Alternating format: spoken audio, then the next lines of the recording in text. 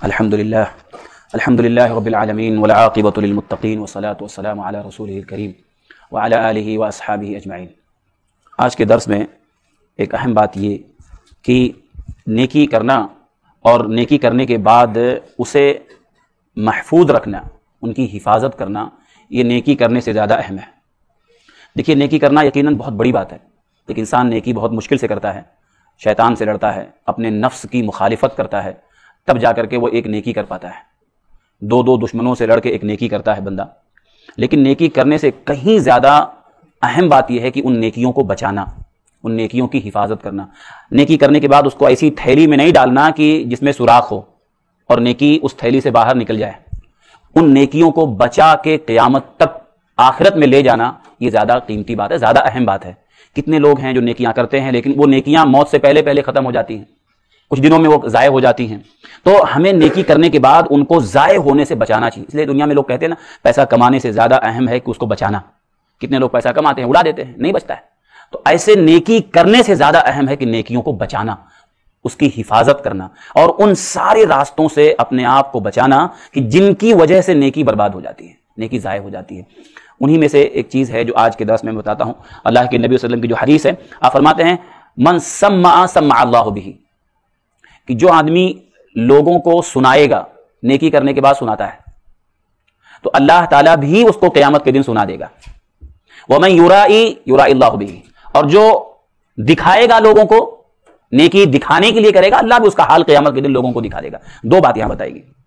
ایک تو ایک یہ ہوتا ہے کہ ایک انسان نیکی کرے، اس کی نیت ہی لوگوں کو دکھانا ہو، اس کے دل میں دکھاوا ہے لیکن لوگوں کو نہیں معلوم ہے، وہ اللہ جانتا ہے اس کی نیت کیا ہے، اللہ کو معلوم ہے۔ اس لیے کہا گیا من یرائی، جو دکھاوے کے لیے نیکی کر رہا ہے۔ نیکی تو بظاہر کتنی، ایک آدمی جو ہے 1 لاکھ روپیہ دے رہا ہے، 2 لاکھ 10 لاکھ دے رہا ہے، ہاں، لیکن دل میں یہ ہے کہ لوگ دیکھیں، لوگوں کو دکھانے کے لیے کر رہا ہے کوئی بھی نیکی، تو اللہ بھی قیامت کے دن لوگوں کے سامنے اس کا حال کھول دے گا، سارے لوگوں کو دکھا دے گا، دیکھو یہ اس نے دنیا میں اتنی بڑی نیکی بظاہر کیا تھا، لیکن یہ اللہ کی رضا کے لیے نہیں کیا تھا۔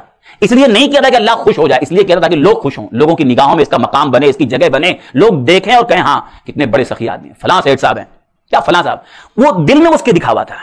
گئی نیکی برباد ہو گئی، اتنا بڑا کام کیا لیکن بیکار ہے۔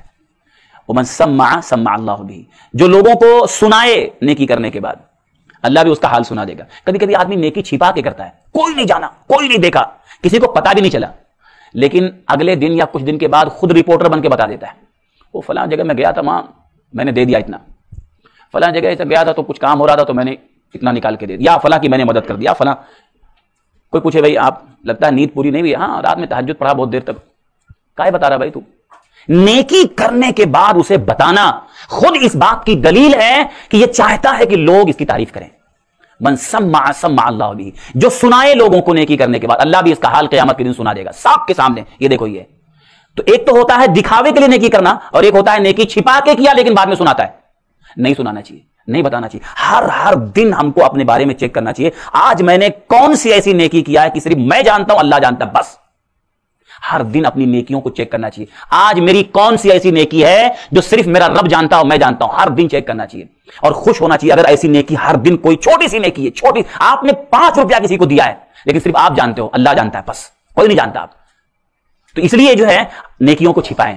تو یہ خلاصہ یہ ہے کہ ہم لوگ شیطان اور نفس، ان دونوں کے بہکاوے میں آ کر کے کبھی کبھی انسان نیکی کرنے کے بعد اسے ایسی جگہ ڈال دیتا ہے کہ نیکی کرنے کے بعد بھی پورا ثواب گیا۔ تو ثواب ضائع ہونے سے نیکیوں کو بچاؤ۔